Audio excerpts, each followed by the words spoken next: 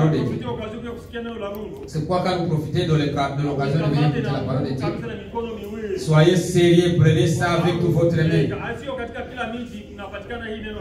Ce n'est pas dans n'importe quelle ville ou village où cette parole se trouve.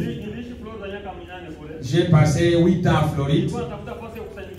J'ai cherché l'endroit où m'assembler, je n'ai pas trouvé.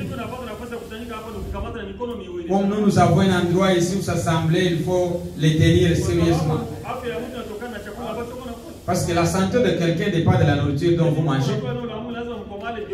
Quand vous écoutez la parole de Dieu, il faut aussi grandir spirituellement. C'est pourquoi il faut prier Dieu beaucoup. J'ai même écouté le frère dans les annonces. Si ce serait possible qu'on s'assemble le mercredi, le vendredi. C'est impossible qu'un visiteur vienne passer toute une semaine ici. Et après prêcher ne fût-ce qu'un jour.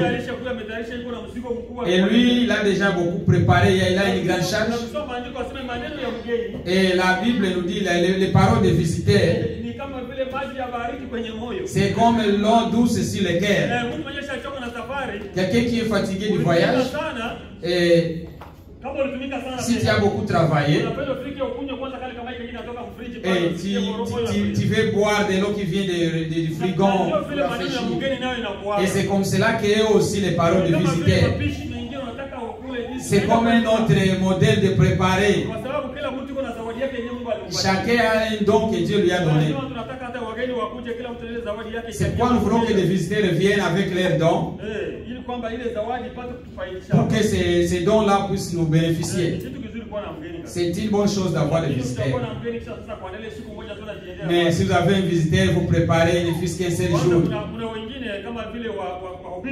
Il y a d'autres comme des grands prédicateurs.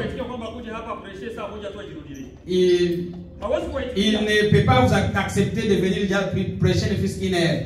Retourner. Et il se demande où est-ce que je vais commencer, où est-ce que je vais finir. Parfois l'introduction même prend beaucoup de temps. C'est quoi? Si vous n'allez pas me donner 5 jours ou une semaine, moi je ne prêche pas. C'est pourquoi il faut beaucoup prier. Et surtout nafasi ya kusanyiki. Parce que Dieu n'est pas pauvre. Le Dieu que nous adorons n'est pas pauvre. Et qu'il te donne une maison, toi individu. Il t'a déjà donné une maison. Est-ce qu'il ne veut pas nous donner la maison où nous allons nous rassembler tous? Pourquoi nous devons prier? Seigneur, ouvre-nous les portes qu'on puisse trouver une salle. Que cela soit la charge sur le cœur de chacun. Nous lirons l'histoire de David. Nous lisons l'histoire de David. David était un homme simple comme moi, encore pauvre comme moi, quelqu'un qui gardait les troupeaux là dans la brousse. Vous verrez, c'est une vie très basse de vivre dans la brousse. Mais Dieu l'a rencontré là dans la brousse et l'a fait quelque chose. Il y a kutosho katika bure akanipatia jina. Tu étais dans les néants et Dieu t'a élevé. C'est quoi ce que nous disons ici? Et penser sur des choses que Dieu a fait pour toi. Moi, je suis né dans une basse vie. Dans la maison, il y a des chèvres, il y a des poules et tout. Mais je me rassemble avec des autorités divines. Dieu est grand. C'est ça ce qu'il a fait pour David. Il était là à la brousse, mais il a fait roi à Jérusalem. Il a bâti une belle maison. Quand il commença à dormir dans cette maison, le Saint-Esprit le visita. Tu ne peux pas penser les choses de Dieu si l'Esprit de Dieu n'est pas visité. Quand l'Esprit de Dieu te visite, c'est là que tu penses les choses de Dieu. Vous commencez à penser les choses de Dieu. Quand vous commencez à penser les choses de Dieu, vous chantez. Vous sentez quand vous allez chanter. Vous sentez quand vous allez prier. Ne teignez pas l'esprit. C'est ça ce que nous dit les Écritures. C'est l'esprit qui te conduit à faire ça. Tu peux peut-être conduire la voiture. Et quelque chose te dit, même s'il ne faut pas fermer les yeux, quelque chose te dit, priez. Priez. Dieu sait pourquoi il te dit de prier. Il connaît les dangers qui est là devant. C'est pourquoi il crie à toi, priez un peu. Nous voulons des gens qui vont suivre la conduite de Dieu, de l'Esprit. David a suivi la conduite. Il pensait, il dormait en pensant. Il a commencé à penser sur l'assemblée. Quand ils s'assemblaient, c'était dans une tente. Vraiment. Ils étaient seulement dans une tente.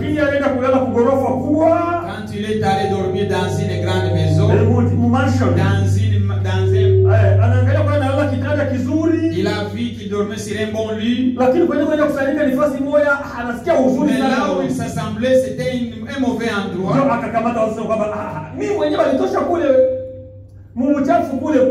Alors il a décidé, moi qui étais là dans des saletés là, mais j'ai alors une belle maison comme celle-ci.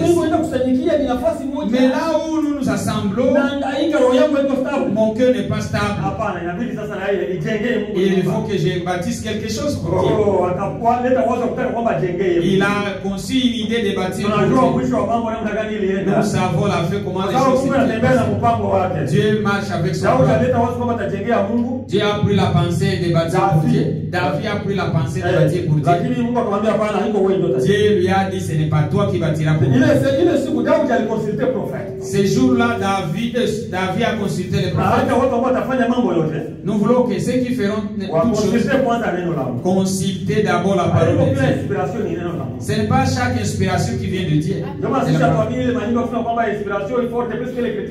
Nous ne croyons pas à ces cantiques-là qui disent que l'inspiration est plus forte que les Écritures. Tout.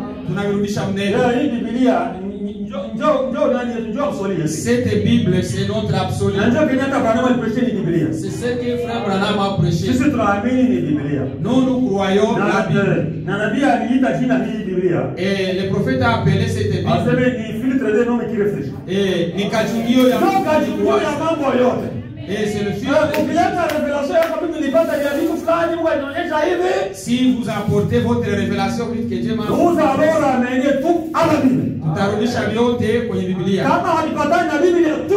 si cela ne s'emboîte pas avec les Écritures,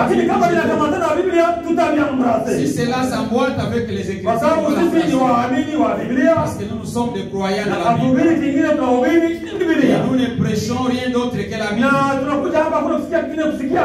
Et nous venons ici pour écouter la Bible. Et la Bible, les prophètes nous ont défini qu'est-ce que la Bible. Les autres définissent la Bible comme un livre saint. Mais le prophète est allé très loin. Il a dit la Bible. C'est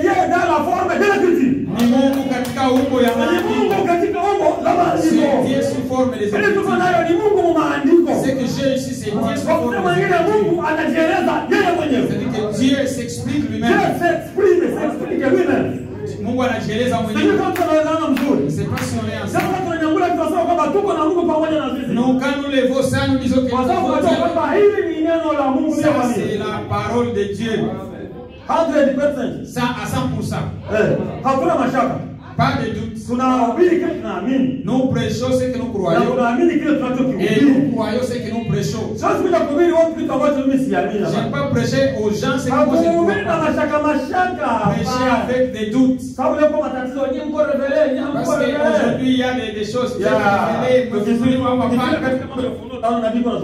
Nous verrons dans l'Apocalypse ce que les prophètes disent. Les prophètes parlent en disant la plus grande révélation qui est au-dessus de toutes les autres, de toute autre révélation,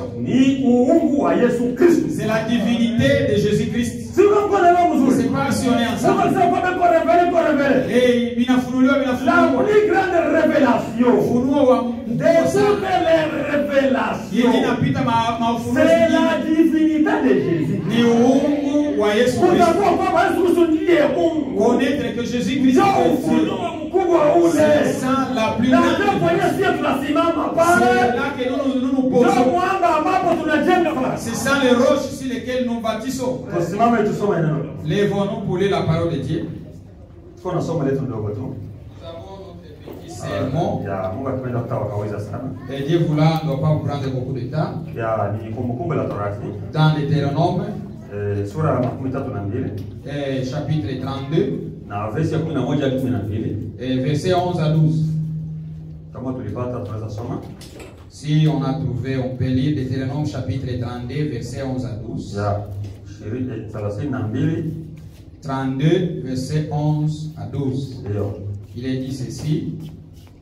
Pareil à l'aigle qui éveille sa couvée, voltige sur ses petits, déploie ses ailes, les prend, les porte sur ses plumes. L'Éternel seul a conduit son peuple et il n'y avait avec lui aucun Dieu étranger. Amen. Je vais lire en Swahili. Mfano wa tai ataharikishaye kioto chake na kupatika juu ya makinda yake, alikunjua mbawa zake, akawatoa akawachukua juu ya mbawa zake. Bwana peke yake alimuongoza, wala hapakuwa na Mungu mgeni pamoja naye. Amen. Amen. Tutaomba. Prions. Mungu mweza yote, Dieu puissant, tunakushukuru kwa mchana mzuri tupatia. Nous te remercions pour une bonne journée que tu nous as accordée. Tunakuja kwako tunajua kwamba wewe ni mweza yote. Nous sommes venus devant toi sachant que tu es capable de tout. Tunakuja na madhaifu yetu sisi wote. Venons avec toutes nos faiblesses, nous les faibles. Tulisema tukuje kwako utatuchukua. Tu nous as dit viens chez moi, je vais vous prendre.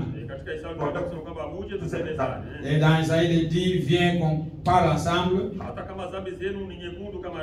Même si vos péchés sont rouges comme la cramoisi, je les rendrai blancs comme la neige. Fais-nous blancs comme la neige, Seigneur. Nous ne voulons pas retourner comme nous sommes venus. Et nous parlons de ta parole. Et change nos cœurs pour que cela puisse sembler l'évangile. Que quand nous sortons là dehors, que les autres lisent de nous. Que nous sommes tangazo la Mungu. Je crois que tu feras cela au nom du Seigneur Jésus-Christ. Amen. Pouvez vous mettre. Notre sermon d'aujourd'hui, c'est l'exemple de l'aigle qui éveille sa couvée. Pareil à l'aigle qui éveille sa couvée. On va parler beaucoup sur l'aigle. Quand je parle de telles choses, je me rappelle à ma sœur. J'étais encore petit, je n'avais pas encore cru au message. Nous avons grandi dans une église pentecôtiste. C'est là où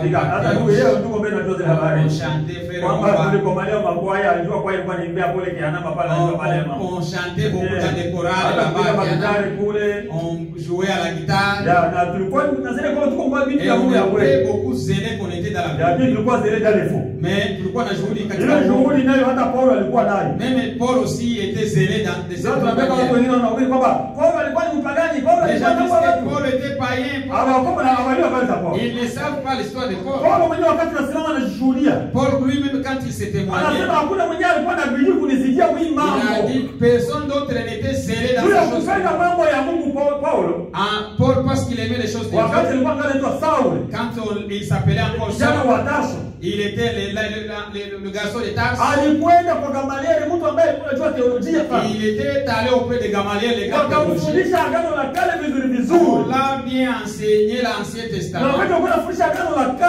Quand on l'a enseigné l'Ancien Testament, on lui a montré que le grand Dieu, son nom c'est Jéhovah. C'est le nom qu'il s'est révélé à Moïse. Même ce nom-là n'était pas révélé à Abraham. Jacob ne savait même pas ce qu'il a dit à Moïse, que je ne me suis pas révélé à Jacob dans ses noms. Même Abraham, je ne me suis pas révélé à Moïse. Parce que tu m'as demandé. Parce que Moïse a demandé. Tu me dis d'aller dire aux gens, le Dieu de votre père, le Dieu de votre père va envoyer. Alors si on me demandait quel est son nom, il a prononcé des mots. Le prophète dit que ce sont des mots que personne ne peut pas saisir. Les gens disent que c'était Yahweh, mais il n'a pas dit Yahweh. C'était seulement des lettres qu'il a prononcées. Et Moïse a saisi, il a dit Yahweh. Et jusque-là, les Juifs savaient que Yahweh était le vrai Dieu. Si vous apportez des prédications montrant qu'il y a un autre Dieu, alors vous commencez la guerre avec lui. C'est pourquoi les disciples avaient des grands conflits avec les Juifs. Ils ont commencé à élever les noms de Jésus. Ces gens ne parlent plus de Jéhovah, ils parlent de Yahweh. Quand ils lisaient l'Ancien Testament, ils savaient l'histoire de Jéhovah. C'est pourquoi il a dit non, il faut exterminer ces gens qui quittent. Il nous apporte un nouveau Dieu. Il veut faire que tout le monde puisse tomber dans cette affaire.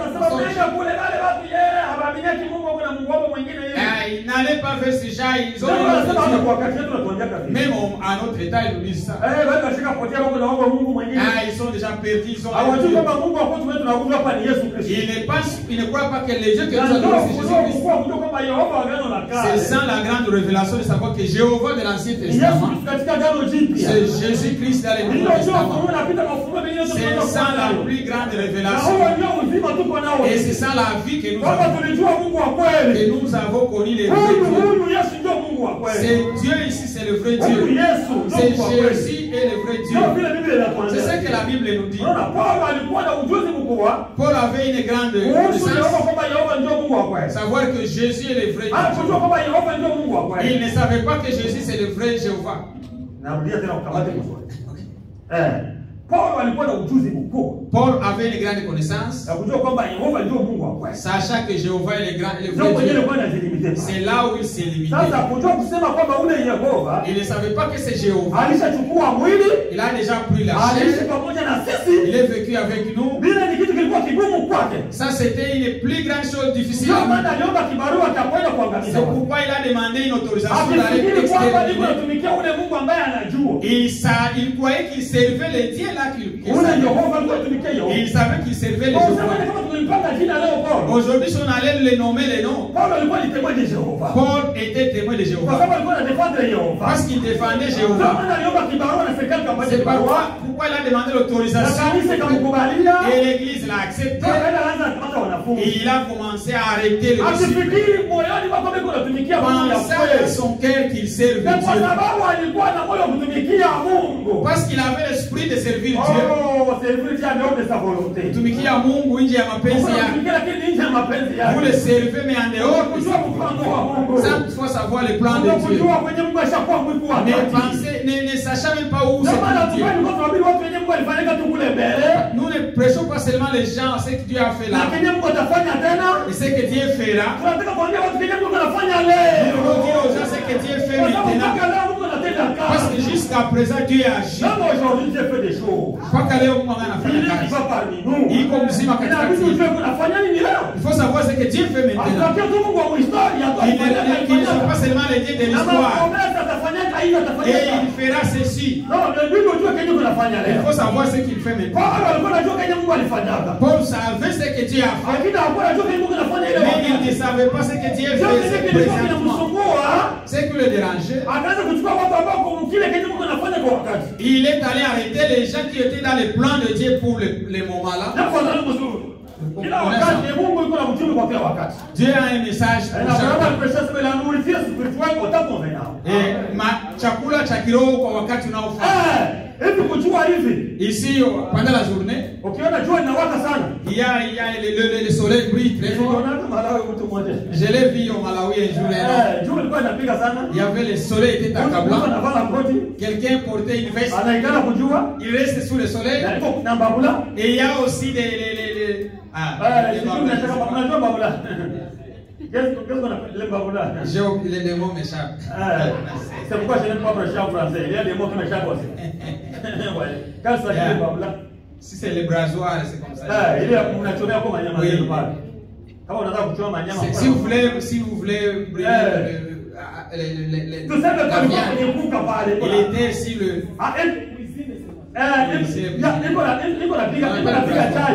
Il préparait le thym. Il prend du thym pendant que et il est aussi. Il y a aussi le soleil qui bat. Est-ce que vous ne voyez pas que cette personne-là est malade? Ce n'est pas la nourriture appropriée. Chaque nourriture a son temps approprié. Et il est chaud, il fait chaud et c'est le moment qu'il va prendre aussi du thym. C'est le moment que les autres vont prendre les parce que chaque nourriture est planifiée. Chaque nourriture a son temps qu'il faut le prendre. Quand je suis passé, je lui ai dit étais-tu malade? Non, c'est comme ça que moi je suis. Toi, tu es spécial, les deux autres. Toi, tu as une veste. Et il fait chaud et tu prends du thym. Et il y a encore du feu qui est chaud. Mais toi tu es malade. Parce que chaque nourriture a son temps. Et a sa manière aussi d'être préparée. Et même la manière de le mélanger. C'est pas seulement ça. Parce que c'est la nourriture. C'est comme cela que Dieu a marché avec le temps. Paul n'avait pas cette révélation. Il voulait exterminer les disciples. Parce que Dieu est grand. Il a vu comment Paul était zélé. Il a vu les zèles que Paul avait. Il a dit que ça c'est un bon instrument. Je vais lui ouvrir son intelligence. C'est pourquoi il l'a rencontré vers le chemin de Damas. Le soleil était comme ça. Mais la lumière qu'il a frappée, c'était une grande lumière. C'était la lumière de Shekinah.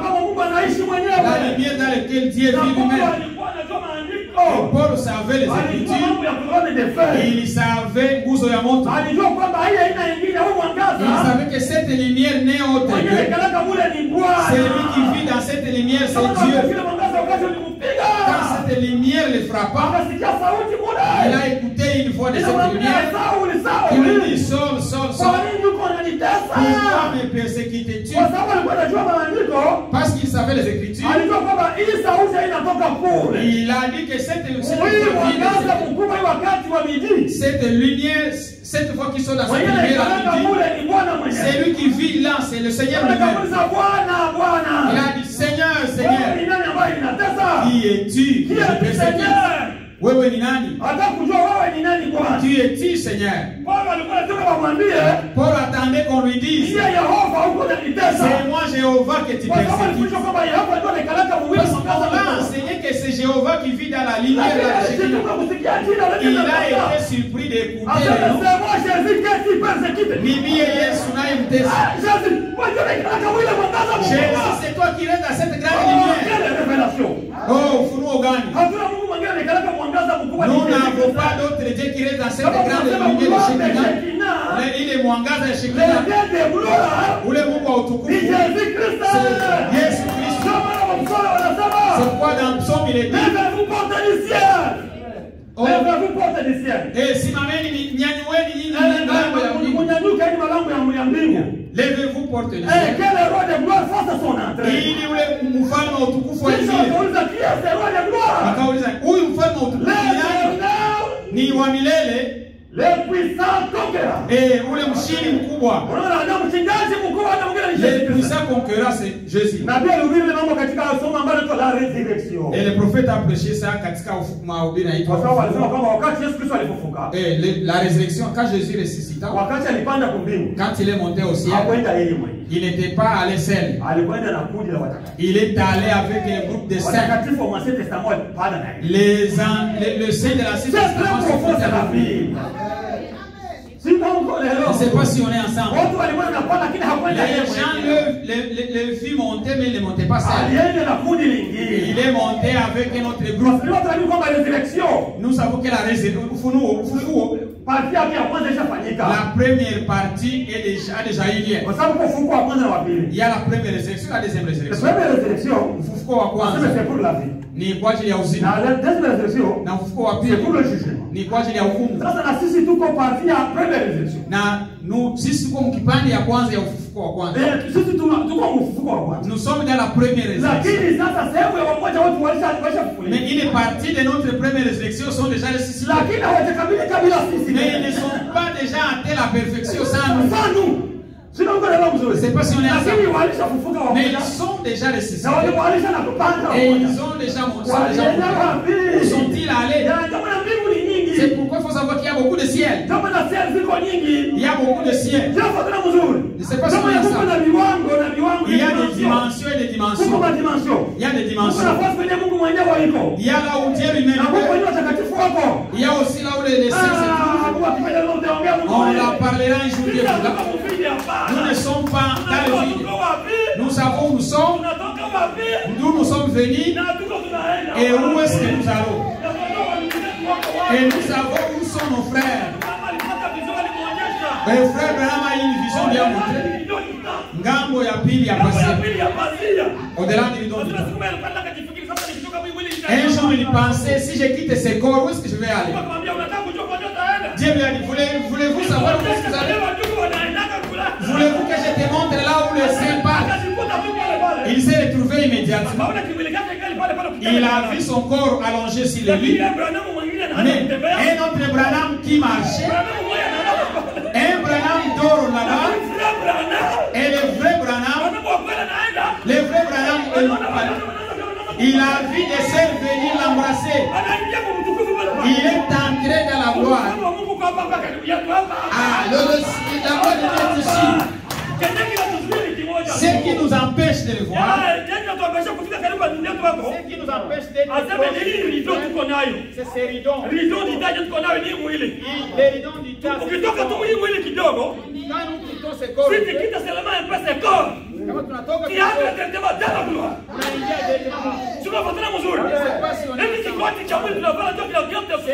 ici que nous portons.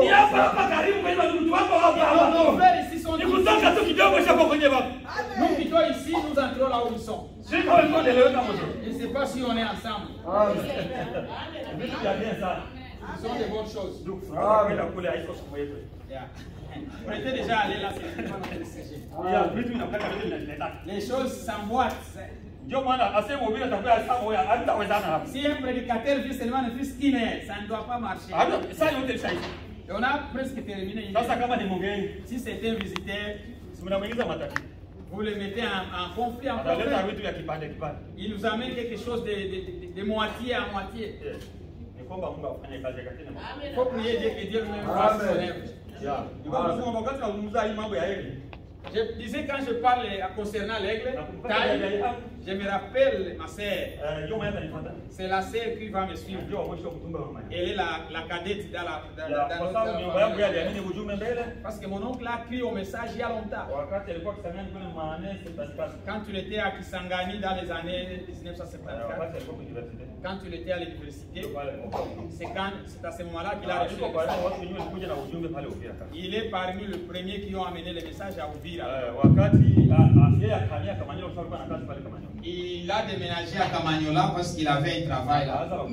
Et il a commencé une assemblée. Moi je vivais à Sangue. Ma sœur est allée visiter notre oncle. Nous étions des pentecôtistes à ce moment-là. Quand elle est allée là, elle a rencontré le sujet qui était là. Et c'était la révélation de cette sorte. Il a rencontré qu'ils étaient sur le premier sort. Il a fait 2 mois là de vacances. On parlait seulement sur les sauts. Et dans ces sauts, ce qu'on parlait, c'était des cavaliers. J'ai vu des cavaliers blancs. J'ai été confondu. C'est ça le rapport qu'elle est venue nous donner. J'ai appartenu dans l'église de mon oncle. Et il parlait toujours des cavaliers, Et des cavaliers blancs, cavaliers rouges. Et il n'a rien saisi parce que cela ne les concerne pas. Ces choses ici, ils ont à qui ils sont destinés. Ces choses sont destinées à quelques-uns, à des personnes. Il y a un groupe déjà où ces choses sont destinées. Il y a les propriétaires. Il y a les propriétaires. Ces choses ici, il y a des personnes à qui ils sont destinés. Ces messages sont destinés à eux. Et elle était sortie là et n'a rien saisi. Elle disait seulement des cavaliers, et des aigles volants, et des êtres vivants. Il y a des lions et tout ça. C'est là confondu, n'a rien compris. Même moi, quand elle parlait, j'ai dit, allez, c'est comme cela. Quand les gens sont perdus, c'est comme cela qu'ils sont. Parce que Dieu est grand. Il savait que moi aussi j'aimais ces choses. Dans mon cœur, c'est ça qu'on va parler ici. J'ai dérangé même les gens dans la dénomination. J'ai posé des questions pour savoir.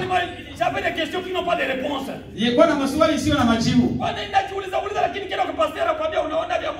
demandé au pasteur, il dit les choses de Dieu. La Bible, c'est une forêt.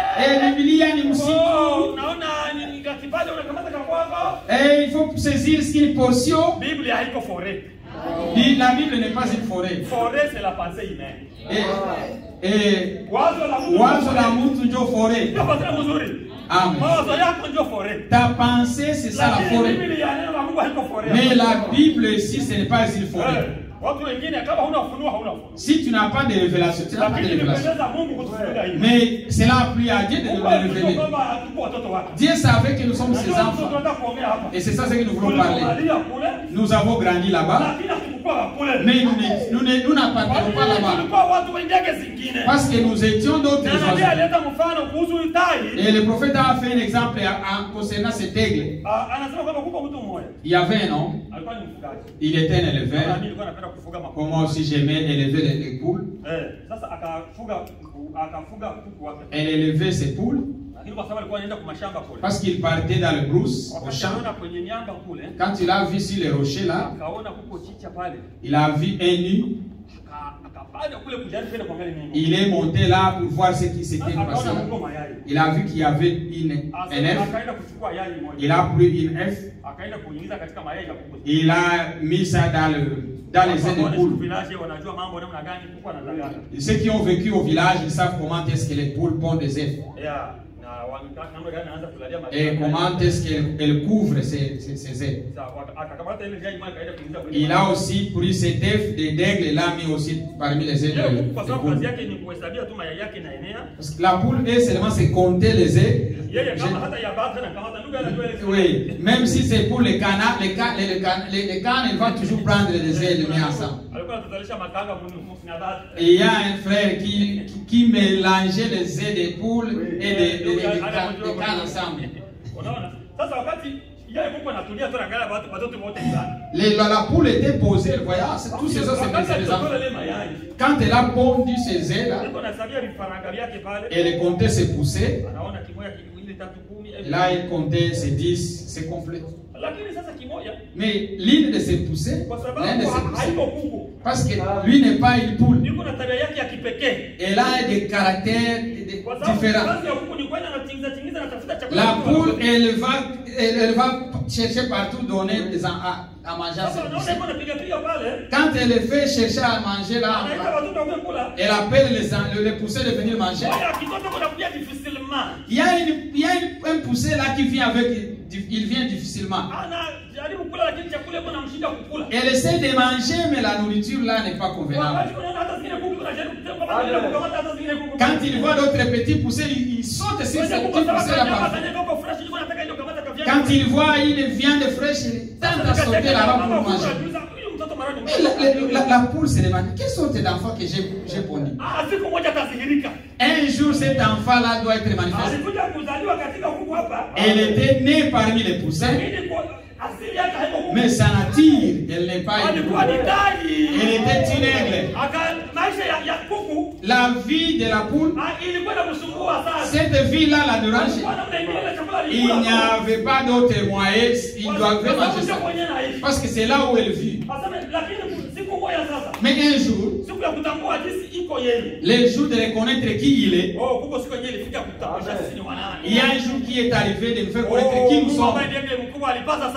Quand le grand aigle a fait sauter le cri, elle a crié le cri de l'évangile. L'évangile de ces messages a sonné dans nos oreilles.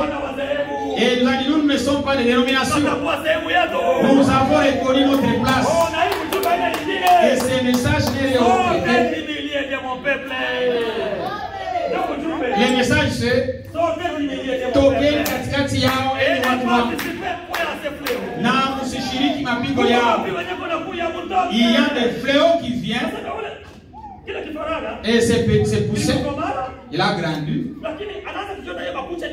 Il a vu que les ongles étaient plus allongés que les poussés. Et là, des ailes un peu allongées plus que les poussés. Mais le problème, c'est quoi? Elle ne savait pas appris comment voler. Elle savait que ma vie, c'est de la basse-cour. Et si tu es malade, il y a d'autres membres de l'église. Quand tu es malade, que les frères et les sœurs fassent des cotisations pour aller le voir. Et qu'ils fassent des contributions pour aller le visiter. S'ils ne contribuent pas pour aller le voir, ils vont nous des fausses sœurs. J'étais malade, ils n'étaient même pas venus me visiter. C'est pourquoi je me sens faible d'aller à l'église. C'est la vie des poussins. C'est une vie de basse. Nous sommes là très loin, très loin. La foi de Marthe.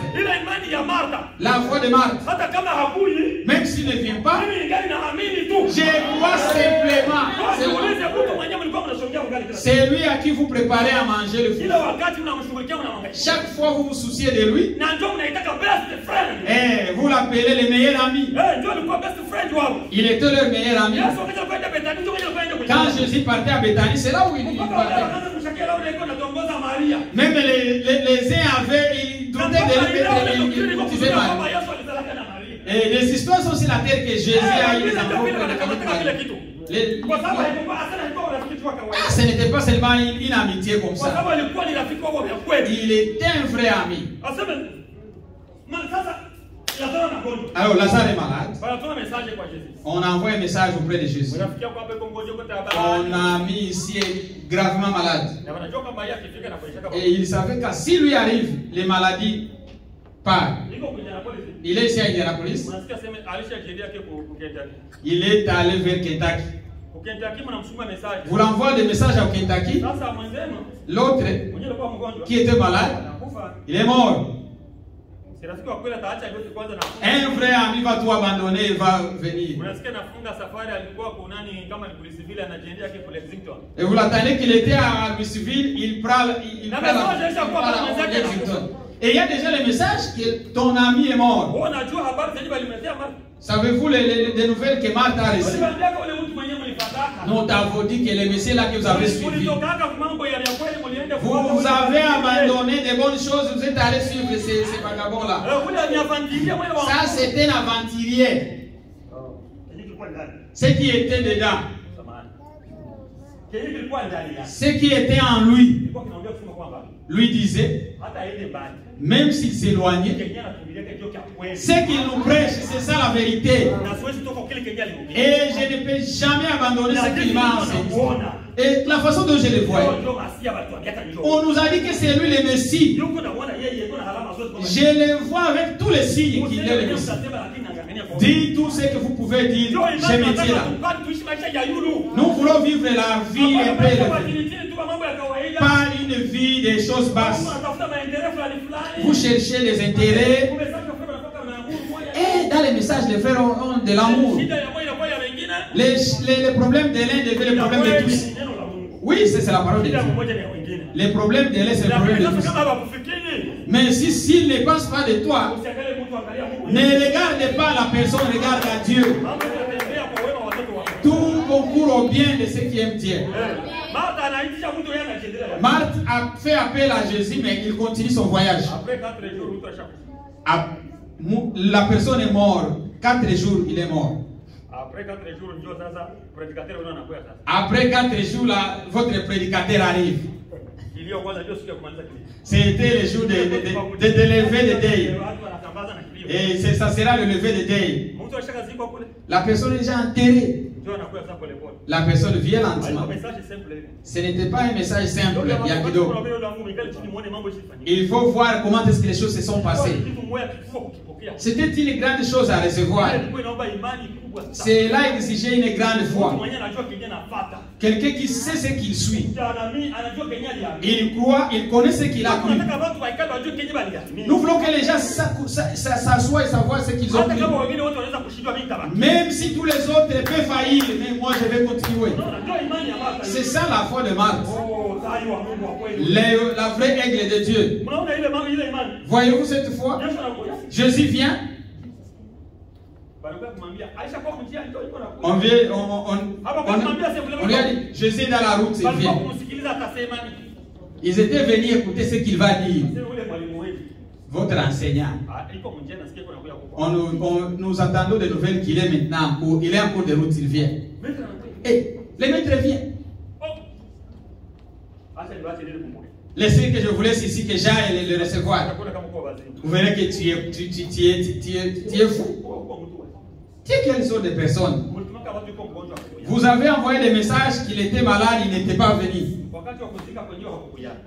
Au moment de l'enterrement, il n'était pas venu. Jésus n'allait pas même venir au temps de l'enterrement. Parce que lui est la résurrection. Partout où Jésus est allé, il n'est jamais allé à l'enterrement. Parce que lui est la résurrection. Et chaque fois qu'il passait au cimetière, c'est toujours apporter la vie. Nous avons des témoignages. Quand il est arrivé dans la ville de Magaras, là à Tiro, il a rencontré un fou qui marchait nu. Ces fous-là vivaient toujours dans les cimetières. Jésus avait déjà terminé à en prêcher. Il a pris le bâton pour voyager. Il y a des tourbillons qui ont commencé à frapper la nuit. Il y a eu des vagues qui frappaient. Les disciples ne savaient pas ce qui s'est passé. Il ne savait pas qu'il y a quelqu'un que je vais aller délivrer. Les fous de Gadara. Les fous de Gadara. Et ici il y a des fous de Gadara. Quand tu es arrivé là, il y a eu des vagues qui bousculaient les bâtons. Les disciples ont essayé de ramer, mais ça n'a pas tenu. Mais il faut quand même qu'on puisse les garer ici jusqu'à ce que les vagues. Et là où ils ont garé le bâton, c'était tout près des cimetières. Quand ils sont sortis du bâton pour se reposer dans le barque, il y a un fou qui venait, qui criait. Il est rempli de beaucoup de démons. Et le prophète, savez-vous, c'était combien de démons? Et le fumbili mapepo, el fumbili. Et le fumbili à mapepo. Toi seulement, un seul démon d'adultère te tourmente. Un seul démon de mensonge te dérange. Seulement d'orgueil te dérange. Alors l'autre avait 2000 démons. Il dit, comment est-ce que vous savez qu'il était 2000? Ils ont saisi 2000 cochons. Dans les 2000. Je ne sais pas si on est ensemble. Vous savez comment est-ce que cet homme était pour nous tourmenter? On a essayé de les lier avec des chaînes, ça n'a pas tenu. Ma paix pour le fumbi. On a essayé de les lier avec des chaînes. On a essayé de les vêtir, mais ils déchiraient tout. Mais quand tu es arrivé devant Jésus, oh toi, Jésus, fils de Dieu, quel problème as-tu entre toi et moi? Il a dit non, toi démon, je ne veux pas que vous témoigniez de moi. C'est lui qui témoigne de moi, c'est celui qui m'a envoyé. Je vous ordonne de sortir de cet homme. C'est ça l'évangile que nous avons dit. Que les démons qui sont dans les gens, que c'est le sort. Que les enfants de Dieu soient réellement délivrés. Si les fils vous libèrent, vous êtes libérés. Vous affranchis, vous êtes réellement affranchis. Si vous affranchis, vous êtes affranchis. Libre. Amen. Vous êtes libre. Ces jours-là, nous avons vu Jésus passer au sépulcre. Il passe là pour donner la vie. Parce que les gens n'aiment pas celui qui fait des bonnes choses. Les gens voulaient vivre avec ces démons. Ok, au lieu de vivre avec Jésus. Si vous attendez les 2000 démons qui étaient talés, les 2000 cochons qui sont allés mourir dans le fleuve, dans la mer, c'était une compagnie. Déjà ils travaillaient. Alors la compagnie a été fermée. Ce monsieur est venu détruire notre compagnie. On n'aura plus d'emploi. Bien qu'il a guéri cet homme. Mais, oui, on a chassé Jésus dans la ville. On ne l'a pas reçu. Dit non, non, non, sortez, sortez. Les gens ont préféré que ce monsieur-là reste avec ses démons, qu'il continue toujours avec les compagnies. C'est ça le même esprit que nous avons aujourd'hui. Les gens n'aiment pas Jésus. Quand Jésus arrive, c'est comme s'il dérange les affaires. La bonne chose que nous aimons, je ne sais pas comment est-ce que nous sommes entrés là-bas. Ces frères-là, quand quelqu'un est envahi de démons, parfois il a un moment où il semble comme posé. Vous pouvez passer là, vous voyez que c'est une bonne personne. Il y a des temps où ces démons-là les dérangent. Parfois il est entré dans la vie, il vient déranger la femme, il venait nu, parce que c'est comme cela qu'il est. C'est ça sa vie. Mais ce jour-là, c'était un jour différent. Chaque fois quand il passait dans la vie, il était le père des enfants. Quand il les voyait, même ses enfants fuyaient. Sa femme aussi fuyait. Mais ils étaient surpris un jour. L'homme qui marchait nu, elle était venue cette fois-ci, habillée et très posée. Peut-être 20 ans, il n'était jamais appelé chéri. Cette fois-ci, il voit sa femme faire la lessive. Il dit chéri. La femme était surprise. C'est aujourd'hui, c'est un jour différent.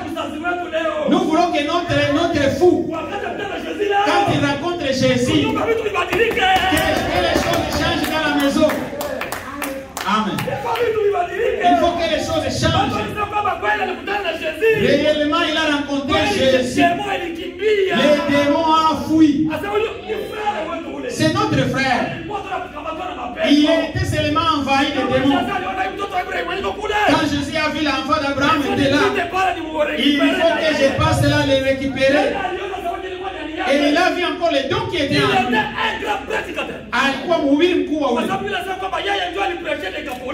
C'était lui qui a prêché là à Décapoli.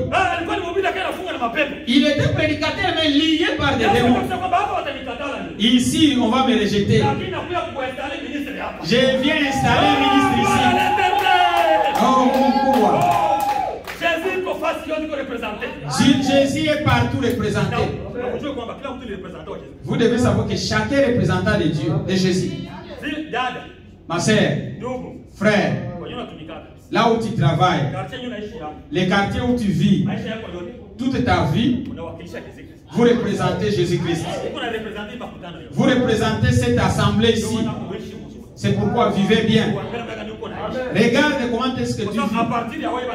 Au moyen de toi, on nous juge. Au travers de moi, on juge ton assemblée. Et voilà comment est-ce que tes sœurs ont fait. C'est une seule sœur qui a fait ça. Nous tous, nous sommes dans la même salle. C'est pourquoi nous devons regarder comment est-ce que nous vivons. Tuangalie jinsi tunaishi. Unawakilisha makutano yote. Unawakilisha mbingu. Wehangi. Je ne sais pas si on est ensemble. Nous représentons le ciel. Là où nous marchons. C'est quoi pour aller que vous êtes une lettre écrite. Et le prophète aussi a prêché qui t'engage. Je voulais prêcher de ça, mais l'esprit m'a condamné. Qui t'engage. Si vous avez des affaires, il y a des panneaux de publicité. C'est pour que les affaires puissent progresser. Dieu aussi a son business du royaume. Il nous a pris, nous, en tant que des panneaux publicitaires.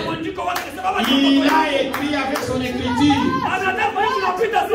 Il veut que là où nous passons, nous, qu'ils disent que ça c'est la vie de Dieu. C'est comme ça que les gens du ciel vivent. C'est comme ça que les gens du ciel vivent. C'est ça les familles des enfants du ciel. C'est pourquoi faites attention avec vos vies. Parce que nous représentons le ciel. Et Paul a dit que si c'est Nabalos, la terre n'est pas chez nous. Nous représentons le ciel. Parce que les ambassadeurs, Nabalos, c'est un pays au-delà d'un autre pays. Si vous partez à l'ambassade, si l'ambassade du Congo ici aux États-Unis, vous partez au Congo des États-Unis. Parce que vous arrivez au Congo. C'est pas si on est ensemble. Si nous disons que tout ce qui va m'abalos, c'est-à-dire que le ciel vit sur la terre. Les choses sont bien. Notre sermon, c'est l'aigle. Si vous lisez cette écriture, il dit l'exemple de l'aigle qui veille sa couvée. Kutengeneza kile kiatu. Kubomola kile kiatu qui veille sa couvée.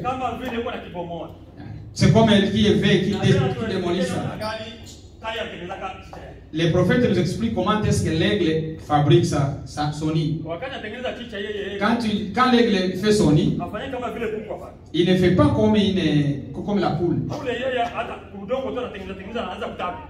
La poule, elle peut même pondre des œufs sur la terre. Elle ne pense pas même que le serpent peut passer là et manger ses œufs. Il ne pense pas que même les enfants. Mais l'aigle, c'est un oiseau désert. Elle aime protéger ses enfants. Elle aime que ses enfants vivent une vie contre les autres. Il ne prépare pas le nid sur la terre. Il va chercher des rochers là dans la là où les gens ne peuvent pas arriver n'importe comment. Là très loin sur les rochers.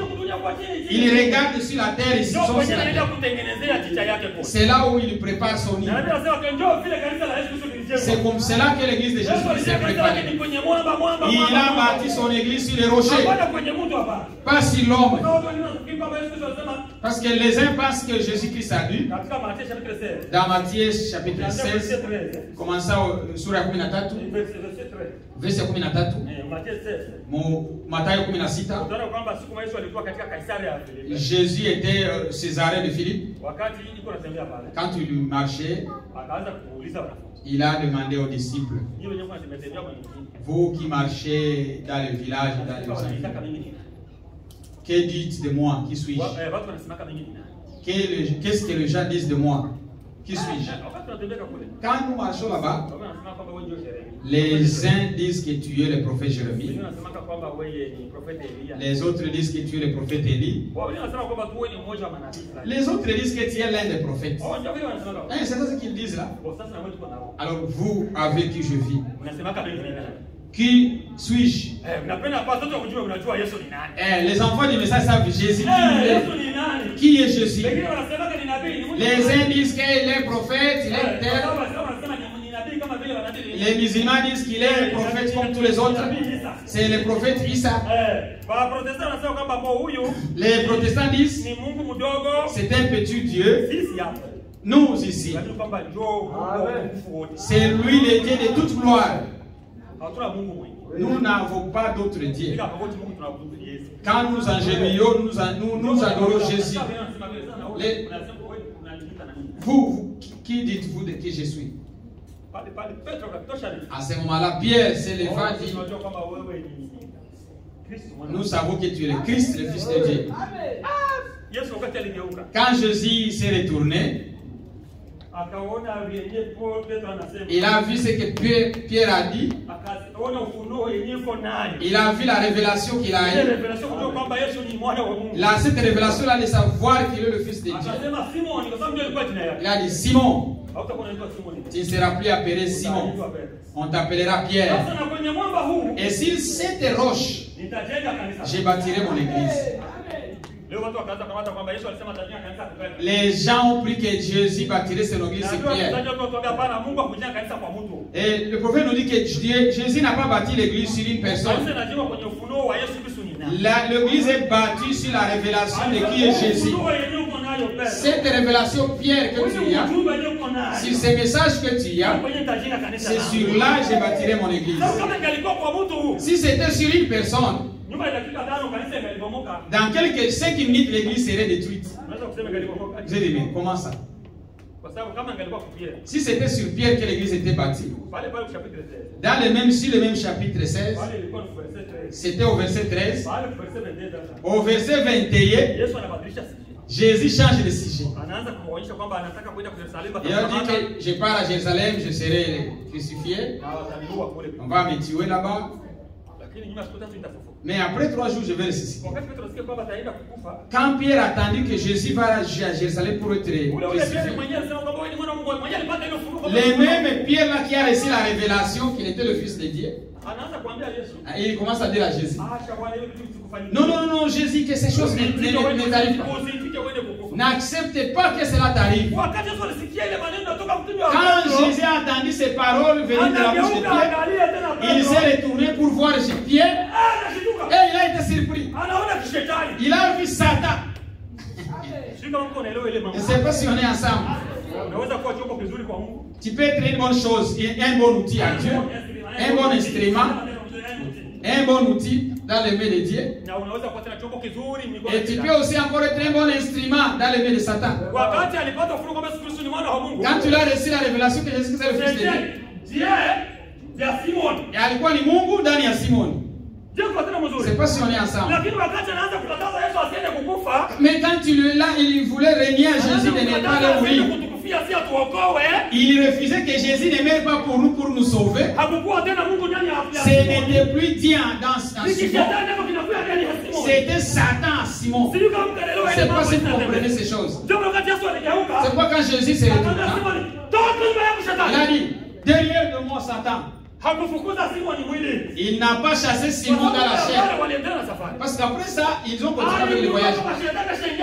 Il a découvert que Satan s'était déjà introduit dans Simon. Ces paroles ici qui sortent ne s'alignent plus avec le plan de Dieu du salut. Parce que dans le plan du salut de Dieu, je suis l'offrande, il faut que je meure pour les gens. Mais il note cette voix aussi qui m'interdit de ne pas aller. C'est Satan maintenant. Il faut que ce Satan sorte. On n'a pas chassé Pierre. On a chassé cette autre révélation qui est apparue à Pierre. Cette révélation qui vit que Jésus est Christ, c'est sur cela que Jésus a bâti son église. Il n'a pas bâti sur une personne. Parce que la vie de l'homme c'est ballottant. C'est les hauts, les bas. C'est pas sur les ensemble. Nous savons que l'église de Dieu est bâtie sur une roche. Et c'est la révélation. Alors l'aigle bâtit sa maison là-haut. Elle cherche des arbres. Elle cherche des branches. Elle les met ensemble. Elle prépare son nid. Quand elle met ensemble ces branches d'arbres, elle cherche aussi d'autres arbres qui ont des épines. Elle les met là aussi sur le nid. Écoutez, c'est comment l'aigle fait son nid. Là où il va pondre ses œufs. Elle cherche des branches d'arbres, elle les met ensemble. Il faut qu'elle cherche aussi des épines. Il ne peut pas oublier ça. Elle cherche aussi des épines, elle les mélange ensemble. Elle les met aussi sur son nid des épines. Là où elle va pondre des œufs. Mais après ça, elle part à la chasse. Parce que l'aigle, elle est très chassée. L'aigle ne mange pas n'importe quoi. Et elle cherche toujours une nourriture fraîche. La viande qui est fraîche. Elle mange les messages de l'air. Elle n'aime pas manger la nourriture qui a pourri il y a longtemps. Nous n'avons pas l'évangile de Luthérien. Luther avait son évangile d'être justifié par la foi. Et Wesley aussi avait son évangile. C'est la sanctification. Mais ici nous avons notre message. Dieu dans l'homme. Que Dieu habite en nous. C'est ça le message que nous avons. Il faut savoir que Dieu vit en nous. Ce n'est plus nous qui vivons, c'est Christ qui vit en nous. C'est ça le message de l'heure. Dieu dans ses hommes. C'est comme cela qu'elle prépare son nid. Elle a déjà mis aussi des épines. Et elle ne doit pas pondre des œufs pendant qu'il y a des épines là-bas. Elle ira chasser. Elle va tuer un animal qui a beaucoup de poils. Elle va manger cet animal. Si c'est le lapin, elle va ôter la peau de lapin. Elle les met là au-dessus. Au-dessus des épines qui deviennent maintenant les matelas. Là où elle va pondre des œufs. Quand elle va pondre des œufs, elle est dans la paix. Quand les enfants sortent des œufs, ils se réjouissent de la paix. Et c'est comme cela que Dieu aussi fait avec ses enfants. Elle nous met sur un bon tapis, nous nous réjouissons. Mais là, en dessous, il y a des épines là en dessous. Quand on enlève seulement les dessus, vous attendrez, il y a des épines qui vous touchent. Et quand les épines vous... C'est pas que Dieu nous est.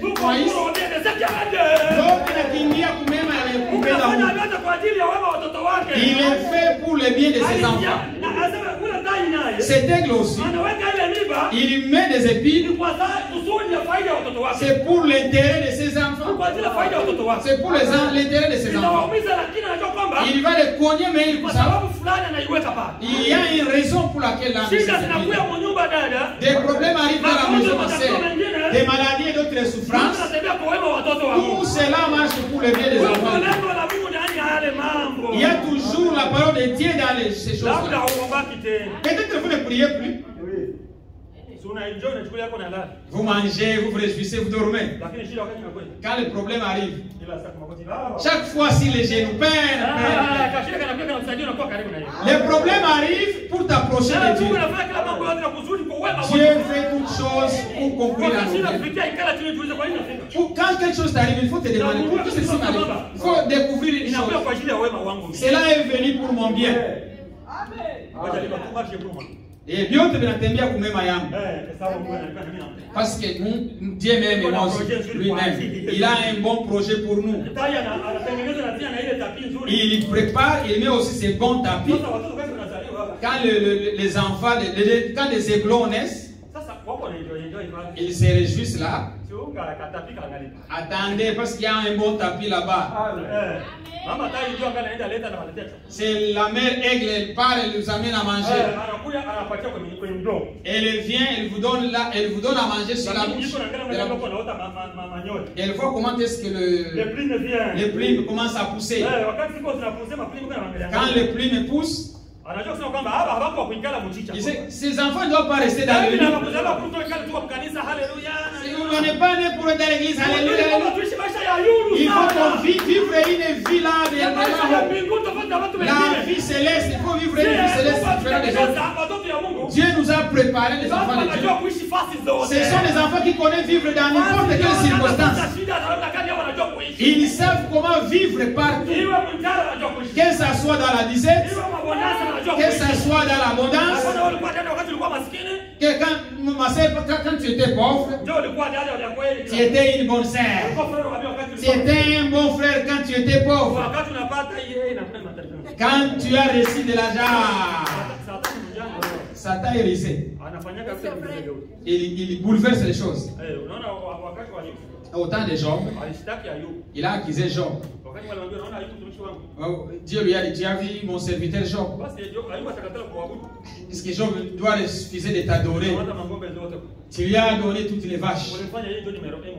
Il est le premier riche dans le monde. Et il passe la bonne journée.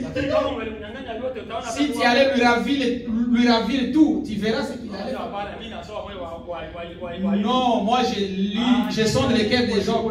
Il me croit réellement. Ordonne-moi d'aller le faire de mal. Allez-y. Toi qui étais le premier riche du pays, tu deviens le premier pauvre du pays dans un jour. Dans un jour, tu perds tout le bien que tu as fait, toute la richesse. Et du cercueil, du mort dans la maison. Nous, seulement une personne mourit dans nos familles. Aïe, aïe, aïe, c'est vraiment terrible.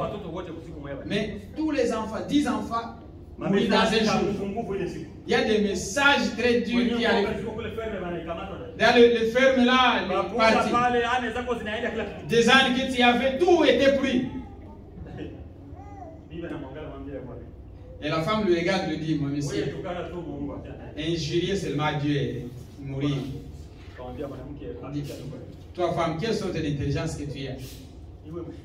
Que ce soit dans les problèmes, dans les difficultés, que ce soit dans le bonheur. Je connais que je suis venu nu et je retournerai nu. Ça c'est une bonne chose. Et son corps aussi a commencé à se décomposer. Même si ce corps aussi se décompose, mes yeux verront le Sauveur. C'est une bonne chose. Que toutes choses soient détruites. Mais là où je me tiens, je dis qu'on a aussi mon Milène. Nous parlons de l'aigle. Alors l'aigle, il arrive le temps où il va démolir ses veiller ses trucs là. Et il vient enlever tout. Il fait maintenant ses nids devient un endroit inconfortable, très dangereux de vivre. Ce n'est plus un bon endroit à vivre. Pour que vous commencez à chercher. C'est quoi le prophète dit, vous voyez seulement les douleurs de la santé. C'est douleur que connaissent la terre aujourd'hui. Et il y a un nouveau monde qui va naître. Parce que nous attendons un nouveau ciel et une nouvelle terre. Pour qu'une nouvelle terre naisse, il faut que l'ancienne ici, la présente, qu'elle puisse avoir des douleurs d'enfanter une autre terre. Et des douleurs, ce sont des problèmes. C'est pourquoi il y a des problèmes qui tombent sur la terre. Pour que les enfants du ciel, qu'ils puissent avoir le goût de vivre avec leur père. Je ne sais pas si on est ensemble. L'aigle, quand quand il prépare la place pour ses enfants, il a caché des épines là. Il a mis un bon tapis. Mais il y aura un temps de détruire tout ça.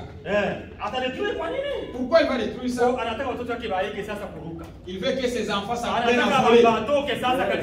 Il veut que ses enfants puissent quitter la nuit. Parce qu'ils sont déjà habitués de vivre là. Ils ne veulent plus sortir. Même s'il est dit sortez, ils sortent. Parce qu'ils vont regarder là. Il sait très loin, on va tomber, on mourra. Il faut alors, il faut que je puisse les pousser à sortir. Premièrement, je vais enlever la peau. La peau, quand l'enfant bouge un peu, il bouge sur les épines. Et il bouge un peu sur les épines. Maman, ça c'est quoi? La mère vient, elle voltige. Et le voltige. Aujourd'hui, l'évangile, ce sont des ailes. Notre aigle a 2 ailes. Notre Dieu a le Nouveau et l'Ancien Testament. Elle bat ici, appela ses enfants. Elle montre les choses de Sarah. Elle montre les choses d'Abraham. Elle nous apporte aussi la foi de Marthe.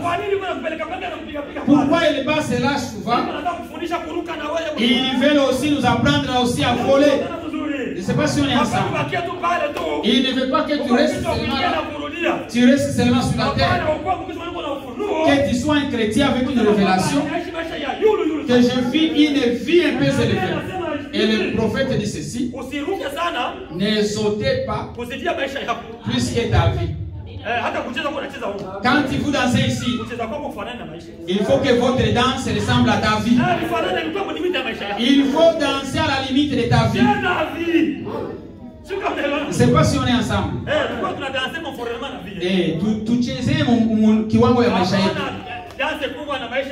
Mais il ne faut pas une grande. Tu danses haut, mais ta vie est mauvaise. Le prophète a parlé de ça. Il faut que la façon dont notre sauce soit à la hauteur de notre vie. Soit à la hauteur de notre vie. Que kuruka kwetu kuturukie mkiwango ya maisha yetu. C'est pas si on est ensemble.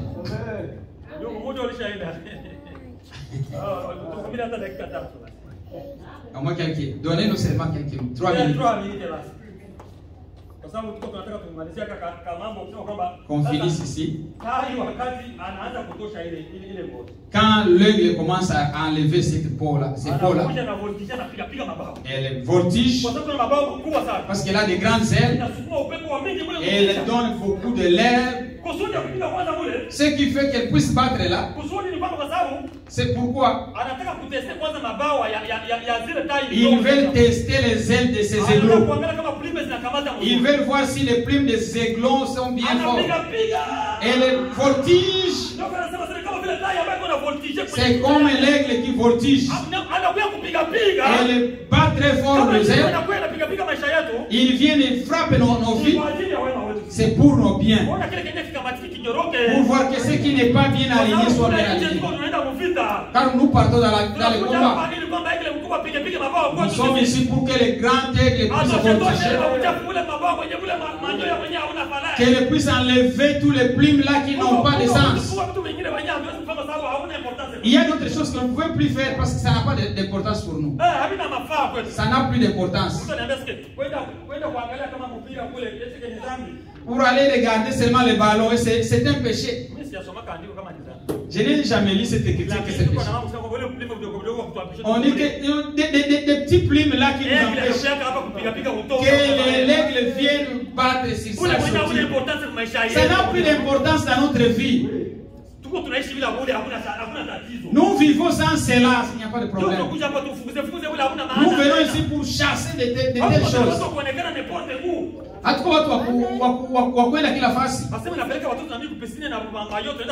Je prends les enfants à la piscine avec des maillots de bain pour se lever. Moi, un homme avec 5 ans. Et frère, où est-ce qu'il est prêché d'aller à la piscine? Oui, c'est vrai. Je n'ai pas l'écriture, Mais Roho Mtakatifu ndani yangu, elle me dit, ça c'est pas ma place. Ce n'est pas l'endroit des aigles. Nous avons une vie de là-haut. Nous sautons là-haut. Elle enlève ses peaux. Elle voltige là. Des petits plumes là qui étaient là, qui n'étaient pas bien assis. Elle a dit, il a déjà de bons plumes. Allez, sortez. Nous n'allons pas sortir. Non,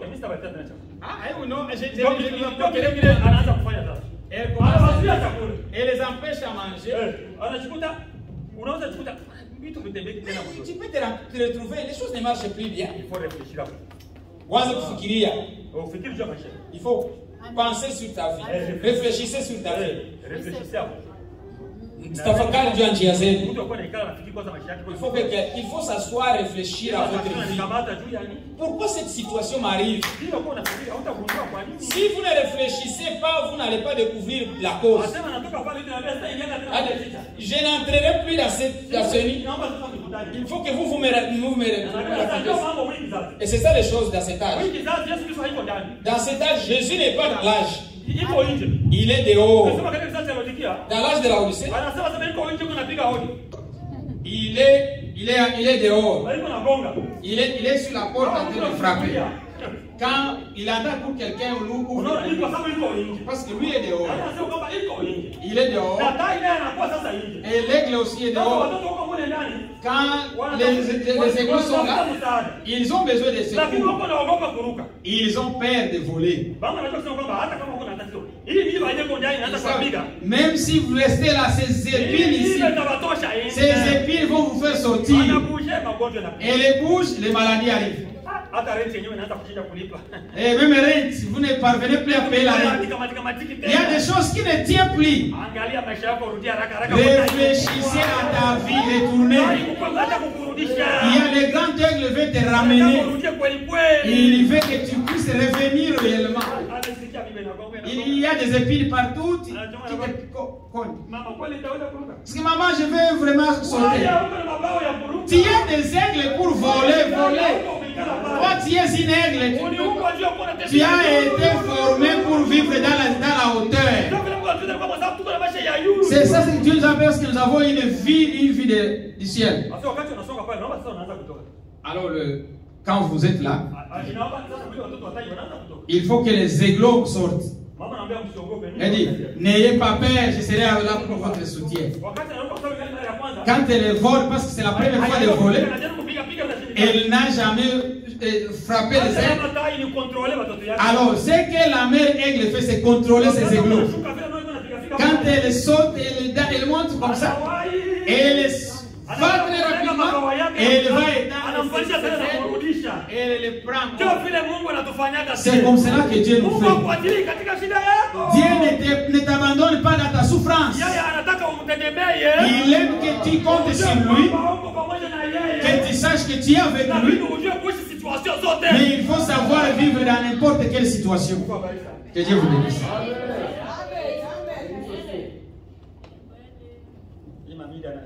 L'État aussi. C'est comme cela. On va s'habituer petit à petit. Nous voulons manger beaucoup. Je m'excuse pour les 5 à 6 minutes que je prie. C'est pour notre bien. Mais même au travail, il y a aussi des batailles parfois. Vous vous retrouvez que l'état est déjà avancé. On va incliner la tête pour prier. Prions. Seigneur Jésus-Christ, merci pour cette grande occasion que tu nous as offerte. Tu es le grand aigle, la mère aigle, Seigneur, et nous sommes tes aiglots. Oh Seigneur Jésus, apprends-nous à voler, Seigneur. Apprends-nous, Seigneur, à savoir vivre dans n'importe quelle situation. Et donnez-nous des sentiments, Seigneur, de savoir que nous sommes des aiglots, des habitants célestes, Seigneur. Oh Seigneur Jésus, voltige sur chacun de nous, Seigneur, pour que des mauvais caprices, des habitudes de ce monde, Seigneur, puissent s'éloigner de nous. Oh Dieu Tout-Puissant, tu es le même hier, aujourd'hui, pour toujours. C'est toi qui as volé dans l'Ancien Testament. Tu nous as apporté un message, Seigneur, qui nous montre comment il faut voler. Donnez, Seigneur, à chacun que nous puissions réfléchir à nos voies. Oh Dieu Tout-Puissant, nous vivons dans un monde corrompu, dans un monde où tout paraît être bien, où les gens font le mal bien et le bien mal. Seigneur Jésus, aide nos sœurs, aide nos frères, que nous puissions toujours voler dans la hauteur de notre vie. Laisse que nos vies, Seigneur, soient changées par la puissance de la parole. Transforme-moi, transforme ma sœur, transforme chacun de nous, Seigneur, que nous soyons des aigles volants, pas des aigles qui sont dans le nid, mais des aigles qui volent dans le ciel. Oh Dieu Tout-Puissant, nous nous abandonnons entre tes mains, Seigneur. Bénis notre frère par qui tu nous as parlé. Accorde-lui encore davantage, Seigneur, qu'il puisse encore nous parler de ta part. Oh Dieu Tout-Puissant, nous abandonnons nos frères qui vont nous visiter. Frère langue entre tes mains. Oh, qu'il soit une bénédiction pour chacun de nous et que nous soyons aussi une bénédiction pour lui. Oh, encore, il y a un frère, Katala qui va aussi nous visiter. Seigneur Jésus, dispose nos cœurs pour recevoir de ta part. Oh Dieu, bénis nos frères ici qui sont présents. Bénis ma soeur qui est présente. Accorde-nous ce dont nous avons besoin. Souviens-toi de nos enfants, Seigneur, à l'école, dans un monde de la Odyssée. Oh, le monde des démons. Mais tu as voulu que nous puissions y vivre. Oh, Seigneur Dieu, accorde chacun la grâce de te servir. Suscite des dons parmi nous, Seigneur, pour que ton service, ton œuvre, soit au grand complet. Oh Dieu Tout-Puissant, nous nous abandonnons entre tes mains. Nous voulons nous séparer dans ces lieux, mais nous voulons toujours demeurer dans ta parole.